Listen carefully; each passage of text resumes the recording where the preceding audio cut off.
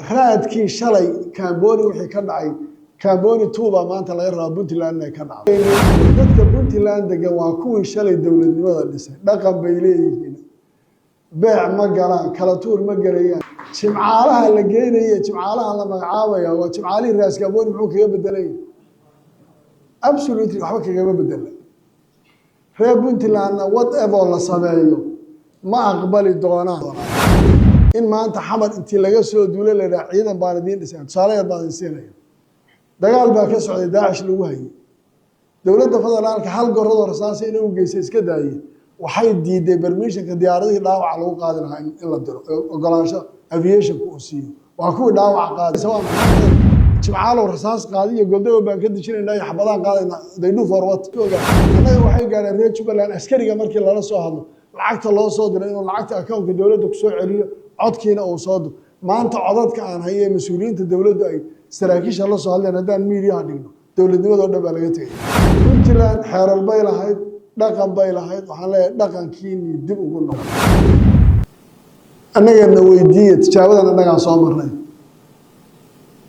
kuwa maanta shalay balad xawa lagu qarbaday dhibaatada loogu geystay 9 bilood bay marayaan $100 laba siin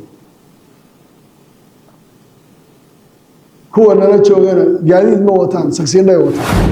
waxaan rabaa inaan dhowr qodob oo yar oo kala ku darsado Soomaaliya burburkii dhacay wuxuu keenay dhibaato badan waxa ugu daran ee dhacay waa dagaalada sukeeye iyo dirirta dhacda iyo aanada qabiilka iyo mushkiladaha dhacay waxaan rabaa inaan ka tacsiyeeyo laba fal oo ka dhacay hal cadeeye iyo Jalalaqsi oo isleeyahay ma ahayn wax inay dhacaan loo baahnaa waxaan leeyahay odayaasha dhaqanka iyo waxgaradka Soomaalida dhaqan baa asal u ahaa dhaqan bay lahayd dhaqan baa waxyeerin jiray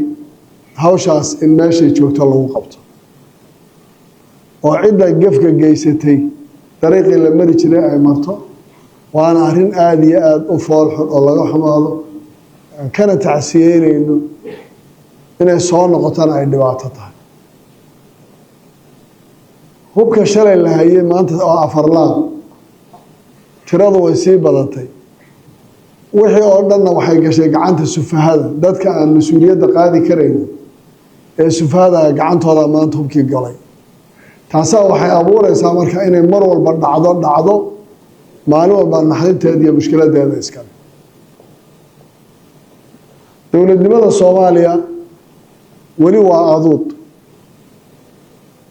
marxaladda ay soo marteen waa garanayna maalin dhaweyd baan ka hadlayay marraba qodobada qaarkood inaan maanta wax badan ka siino nidaamkan federaalka dan baa loo arkay markii dagaal sukeeye uu dhacay ee qof waliba ay noqotay xaafadii ex ka soo jeeday inuu aado waxay noqotay warsay dawlad loo dhisaa iyo balmaye aan nidaam federaal qaadan oo meelaha lagu soo dhiso oo qolo walba meeshii ay joogi ka tagto taasaa keenaysay marka laga tago qolada Soomaaliland oo iyagu bado gooni u tuman oo iyagu wax kala sheeganaya oo qayladooda ay horeysay waxaan walaal Puntland baa ugu horeysay state dhisma oo gooni isu taago idhaa wada Soomaalida kala soo aduudo ee anaguna aan balbilowna hadda Puntland markay dhismayso siyaasi ma dhisay dhaqan baa dhisay odayaal dhaqan ah dhisay dhaqan bay lahaayeen waxgarad bay lahaayeen iyagaa sabab u ahaa dhismaha maanta Puntland ay ku dhisan tahay ee soo istaagtay siyaasiyiin ma ahayn siyaasiyiintu waxbay isku haysteen laakiin xakamka iyo waxa dhisay iyo waxa isu keenay iyo waxa dariiqa mariyay odayaal dhaqan bay ahaayeen soo jireen oo garanayay dawladnimada iyo macnaha ilaada taas waxay soo gaadhay marka in isteedadii kale oo Jubaland ugu horeysay iyagana dhismahooda caqabado badan baa laga soo kulmay in la dhiso la isu keeno sida la yeelo iyo bal Soomaaliya si tadriiji ah si dawladnimadu u soo noqoto in marxalado siyaasadeed ay gasho oo doorasho la galo oo at least bal qori suniibku uu noqdo macnaha dib u heshiisiinta ee dowladnimada Soomaaliya bayska ah mushkiladdu waxay tahay qofkii qabsada hadduu yiraahdo anay ugu fiican tahay raadkii shalay Kaamboni wixii ka dhacay Kaamboni tuuba maanta laga rabaa Puntland inay ka dhacdo oo aan laga fakaraynin war dadka Puntland degan waa kuwii shalay dowladnimada dhisay dhaqan bay leeyihiin beec ma galaan kala tuur ma galayaan jimcaalaha la geenayo jimcaalaha la magacaabaya waa jimcaalihi raas Kaamboni muxuu kaga bedelay absolutely waxba kaga bedela reer Puntland whatever la sameeyo ma aqbali doonaan kalmadooda ku oran doonaa in maanta xamar intii laga soo duulay la ciidan baan idin dhisay tusaalaheed baan siinaya dagaal baa ka socday Daesh lagu hayay dawladda federaalka hal gorado rasaas inay u geysay iska daayay waxay diiday permission-ka diyaaradii dhaawac lagu qaadi lahaa in la diro ogolaansho aviation ku siiyo waa kuwa dhaawac qaadi lahaa waxay u taraysaa waa maanta jimcaalo rasaas qaadiyo goldawa baan ka dijinaynaa iyo xabadaan qaadayna they do for what lacagna way qaataa wayna ku waxaysan yihiin mise reer Puntland oo siyaasadii iyo odayaashii wixii la isku ogaa annaga waxay gaareen reer Jubaland askariga markii lala soo hadlo lacagta loo soo diray inuu lacagta account-ka dawladda ku soo celiyo codkiina uu soo diro maanta codadka aan hayay mas'uuliyiinta dawladdu ay saraakiisha la soo hadleen haddaan media dhigno dawladnimada oo dhan baa laga tagay wareer Puntland inta miyay garan waayeen Puntland xeerar bay lahayd dhaqan bay lahayd waxaan leeyahay dhaqankiini dib ugu noqda oo odayaashu taladoodii iyo dadkan waxay ku maamuli jireen ha fiiriyeen oo dadkan xamar looga yeeraya wax dan oo idin hayaan ma jirto shalay bay dagaalkeedii ku taageerayeen reer Puntland oo maanta ay ku socoto weerarkii Kaamboni 2 oo aan laga xishoonayn waxaan oran lahaa aqligiina ha taliyo annaga soo marnay ceel nin gale baa laga wareystay meesha wax idin kama soo socdo wiilasha yaryar shalay anagu taliya qaybeed baa dhowr sano kullu meel wareegay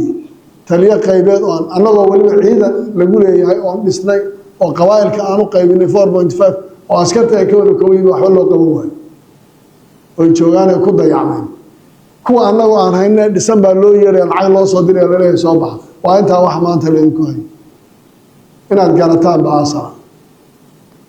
waladan xamar joogtana waxaan leeyahay war ku qoos qaata shalay wixii aad sameyseen Soomaaliya maanta hubkii aad bixiseen qabaa'il baa la isugu laynaya maanta daahda markaad marayso wadadan ilaa iyo war sheekhiya isku xidhay intee isbaaraad taalladu malaynaysa maalintii la dhisay Puntland garoowe in imsa isbaaraad gudaheeda taallay intee isbaaro qabaa'il baa kala taallay ilaa Boosaaso waxa la doonayaa waa dekada Boosaasana inay xidhanto oo tan iyo isku xidha reserve area ilaa iyo iska daa alaabta ka soo baxda doolo way ka soo gashaa markaad maanta systemkiina la burburiyo qabaa'il intii laga dhigo la burburiyo wargarow quruxdaan leeyahay iyo laamiyada lagu faanimay yeelanaysa garow sootaan ogaama noqonayso taan ogaada markaan ka hadlay waa 70s-kii iyo waqti horaan sheegay say u dayacnaydii say ahay iyo maanta quruxda ay leedahay dawladda waqtigeedu dhamaaday Soomaaliya inay galaafato oo burburiso oo meel cidla kaga tagtay rabtaa reer Puntland dawladnimadana base baad oo haydeen SYL waxa la hayday waa la garan maantana systemka federaalka idinka hooyo u ahaa harajaynina oo ilmaha qaar baa wali naaska nuugay ha ka dhimanina iyagoo ilmaha naaska laga gurin odayaasha dhaqankana waxaan leeyahay intaa in leeg dhaqan soo shalay islaan maxamed marka wiilku adeerka u ahaa maxamed abshir ahaa wala maxamed uu kaadi maanta yaa ku rasan meesha Cabdullaahi baa ku haboon waqtigaagii lama joogin war Puntland Saciid ma aha oo Jubaland Axmed Madoobe ma aha bari waan ka tagayaa haday burburto ninka iga dambeeya maxaa xukumaya kasay Puntland la soo adeegsanay la soo tuurayaa ee u haysta Puntland ee Saciid haduu maanta intuu qaso dadkaas si bal waran dhaxdhigo dhibaato dhacdo muxuu xukumaya ciidanka Jubaland hadda halkan 2014 oo la asaasay saraakiisha qaar baa hadda halkan fadhiya maalin walba waxaa la soo bandhigaa 12 abriil baa ugu dambeysay xamar taagiye intee leeg baa la soo bandhigaa yahuud intee leeg $200 baa u soo dhacda wax xuquuq oo gaadiidka iyo qalabka ay ku leeyihiin midna ma jirto bale isbeesadu inta ka go'o iyo raashinku baan anagu u raadinaa meydinka bistol idin sano gogol idin dhigaya chasti waa duminta kaliya looga jeeda in lagu dumiyo wax ka soconaya ma jirto hal bil haday socoto bisha labaadna laba siinayo idinkaana ku filan annagana weydiiyay tijaabadan annaga soo marnay kuwa maanta shalay balad xawa lagu qarbaday dhibaatada loogu geystay 9 bilood bay marayaan $100 laba siin kuwa nala joogana gaadiid ma wataan sagsiinay wataan shalay kuwa farmaajo geeyay balad xawan diyaaradaha lagu soo qaaday xamar baa lagu soo celiyay diyaaradda kiradeeda yaa ka muhiimsan daas waa xasan xamar wax dhaafsan ma uu rabo xataa